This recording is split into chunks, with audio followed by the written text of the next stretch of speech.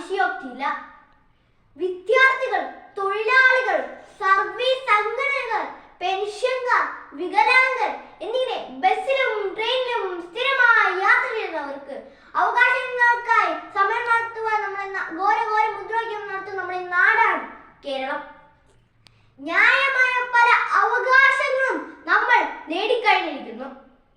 മാലിന്യമുക്ത കേരളം, ലഹരി വിരുദ്ധ കേരളം, അഴിമതി ഇല്ലാത്ത കേരളം എന്നിങ്ങനെ സമരം നടത്തുവാൻ നല്ല വളക്കൂറുള്ള മണ്ണാണ് നമ്മുടെ കേരളം.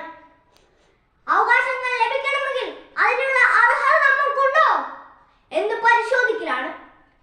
ഇന്ത്യൻ ഭരണഘടന അനുസരിച്ച് ഓരോ പൗരനും ജന്മനാ ലഭിക്കേണ്ട ചില അവകാശങ്ങളുണ്ട്.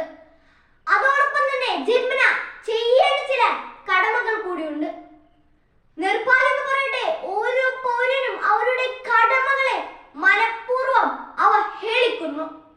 ഇതിന്റെ ഫലമായിട്ടാണ് ഇന്ന് കേരളം അഭിമുഖീകരിക്കുന്ന ഏറ്റവും വലിയ പ്രശ്നം മാലിന്യ കൂമ്പാരം.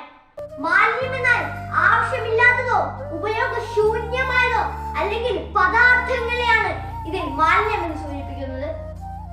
അലക്ഷ്യമായി വലിച്ചെറിയുന്ന മാലിന്യങ്ങളെ ചവറെന്നും പറയാറുണ്ട്. മൈതാനങ്ങൾ, റോഡുകൾ, ഓഫീസുകൾ, വിദ്യാഭ്യാസ സ്ഥാപന പരിസരങ്ങൾ എന്നുവേണ്ട എല്ലായിടങ്ങളിലും മുറുക്കിത്തുപ്പാനും കാർക്കിച്ചു തുപ്പാനും മാലിന്യങ്ങൾ വലിച്ചെറിയാനും കേരളത്തിലെ ജനങ്ങൾക്ക് യാതൊരു മടിയുമില്ല. ചികിത്സ ലഭ്യമല്ലാത്ത വൻ മാരക രോഗങ്ങൾക്കും വൻ നാശങ്ങൾക്കും സമൂഹത്തിലെ മരണങ്ങൾക്കും ദുഃഖങ്ങൾക്കും കാരണം ഈ മാലിന്യ കൂമ്പാരങ്ങൾ തന്നെയാണ്. ചപ്പു ചവറുകൾ കൊണ്ടും ഇറച്ചി മാലിന്യം, രാസമാലിന്യം കൊണ്ട് നമ്മുടെ പുണ്യ നദികളെയും പുഴകളെയും ഇത് മലിനമാക്കുന്നു. ദിനംപ്രതി വലിച്ചു നടത്തുന്ന ബീഡി, സിഗരറ്റ് മുതലായവ അന്തരീക്ഷ മലിനീകരണവും വാഹനത്തിൽ നിന്ന് പുറന്തള്ളുന്ന വിഷപ്പുക, പൊടിശല്യം, ശബ്ദശല്യം നമ്മൾ തന്നെ ഉണ്ടാക്കുന്ന ഘടകങ്ങളാണ്. നമ്മൾ തന്നെ ഉണ്ടാക്കുന്ന, നമ്മൾ തന്നെ വ്യാപിപ്പിക്കുന്ന, നമ്മൾ തന്നെ പ്രോത്സാഹിപ്പിക്കുന്ന ഈ മാലിന്യങ്ങളിൽ നിന്ന് നമ്മളെ സംരക്ഷിക്കണം എന്ന് അവകാശപ്പെടാൻ എന്ത് ന്യായമാണ് നമുക്കുള്ളത്? എന്ത് അർഹതയാണ് നമുക്കുള്ളത്? സമ്പത്തും സൗകര്യവും എത്ര വർദ്ധിച്ചാലും ശുചിത്വമില്ലെങ്കിൽ ആരോഗ്യപൂർണമായ സമൂഹം സാധ്യമാവുകയില്ല.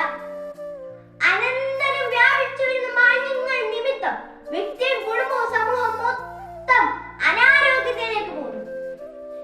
ഈ ഘട്ടത്തിലാണ് നമ്മൾ മാലിന്യ നിർമ്മാർജ്ജനം എന്നത് ഗൗരവമായി ചിന്തിക്കേണ്ടത്. നഗരങ്ങൾ വർദ്ധിക്കുന്നതോറും മാലിന്യങ്ങളും വർദ്ധിക്കും എന്നത് എല്ലാവർക്കും അറിയുന്ന കാര്യമാണ്. മാലിന്യ നിർമ്മാർജ്ജനം എന്നത് ഒരു തദ്ദേശ